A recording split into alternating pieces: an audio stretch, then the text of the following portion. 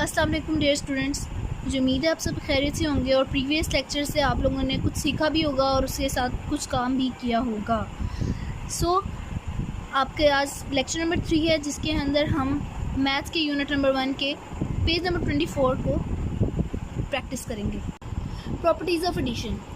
आज हम एडिशन की प्रॉपर्टीज़ के बारे में पढ़ेंगे, जो हमारे पास नंबर 1, नंबर 2 और नंबर 3 तीन तरह की हैं। नंबर 1 हमारे पास क्या है? Commutative property of addition. The sum of numbers remain the same even when the order of the number change. एक दफ़ा दोबारा रीड आउट करती हूँ। The sum of the numbers remains the same even when the order of the numbers change.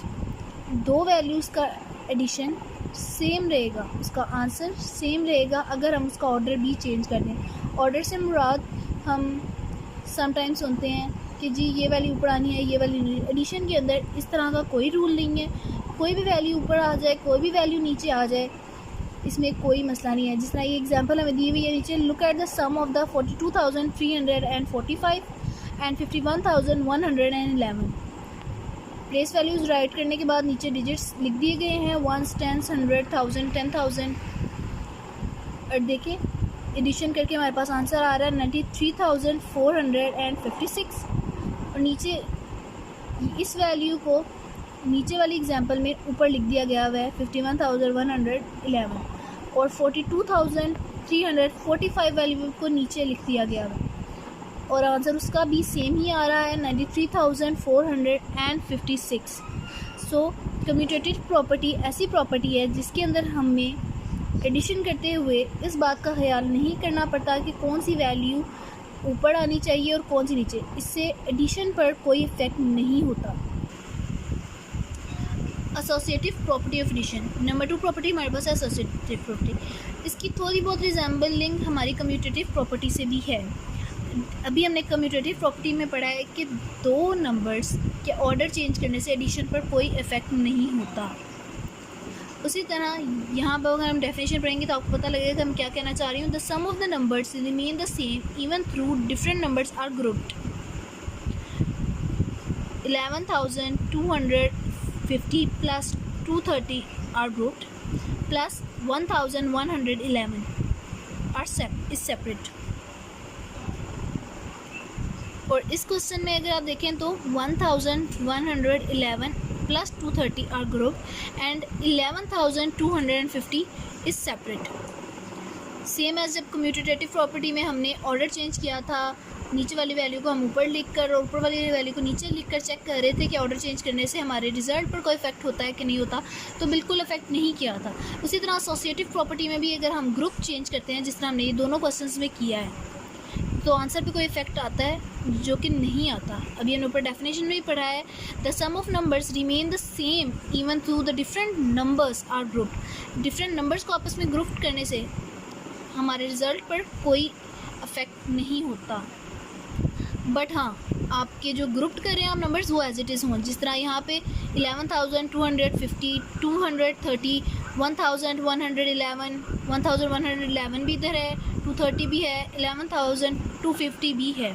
सो हमने numbers में कोई changing नहीं की, हमने जस्ट उनके ऑर्डर में चेंजिंग की है। हम फर्स्ट वाले को लास्ट में ले आए हैं, लास्ट वाले को फर्स्ट में ले आए हैं। इसके अलावा हमने इसमें कोई चेंजिंग नहीं की।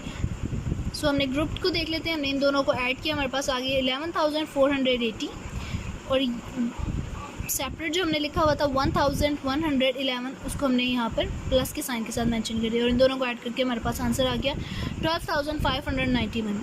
सेम एज यहाँ पे भी हमने जो ग्रुप हमारा फर्स्ट बना हुआ था उसको ऐड किया, जो हमारे पास आंसर आया है 1,341 प्लस 11,250 एज इट इज़ आ गया। इन दोनों को ऐड करके हमारे पास क्या रिजल्ट आया?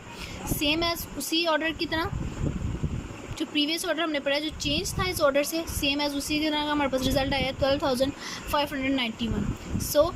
जो बात मैं अभी कर रही थी कि एसोसिएटिव प्रॉपर्टी हमारी थोड़ी बहुत कम्यूटेटिव प्रॉपर्टी से रिजेंबल करती है। किस लिहाज से कि अगर हम ग्रुप्ड चेंज भी कर लें तो कोई इफेक्ट नहीं आता, और कम्यूटेटिव प्रॉपर्टी के अंदर अगर हम ऑर्डर चेंज कर लें तो कोई इफेक्ट नहीं आता। थर्ड प्रॉपर्टी हमारे पास है ज़ीरो प्रॉपर्टी ऑफ एडिशन। ये ड्यूरिंग हम एडिशन आपको अक्सर कहती भी हूँ कि since zero has no value, zero की कोई वैल्यू नहीं होती एडिशन में। अगर हम किसी भी डिजिट में ज़ीरो ऐड करते हैं तो उस पर कोई इफ़ेक्ट नहीं होता। The sum of any number and zero is the original number, same as 59,098 plus zero is at is 59,098। So इस वैल्यू पर कोई इफ़ेक्ट नहीं हुआ उसमें ज़ीरो ऐड करने से। सो हमारी थर्ड प्रॉपर्टी है ज़ीरो प्रॉपर्टी ऑफ एडिशन। आज हमने 3 तरह की प्रॉपर्टीज़ पढ़ी हैं, commutative property, associative property and zero property of addition. तीनों प्रॉपर्टीज़ के अंदर हमने एडिशन के रूल्स पढ़े हैं। पहला हमने पढ़ा है कम्यूटेटिव प्रॉपर्टी, जिसके अंदर मैंने आपको बताया है कि वैल्यूज़ के ऑर्डर चेंज करने से एडिशन के रिज़ल्ट पर कोई इफ़ेक्ट नहीं आता। उसी तरह एसोसिएटिव प्रॉपर्टी में मैंने आपको बताया कि ग्रुप्स की चेंजिंग से एडिशन पर कोई इफ़ेक्ट नहीं होता।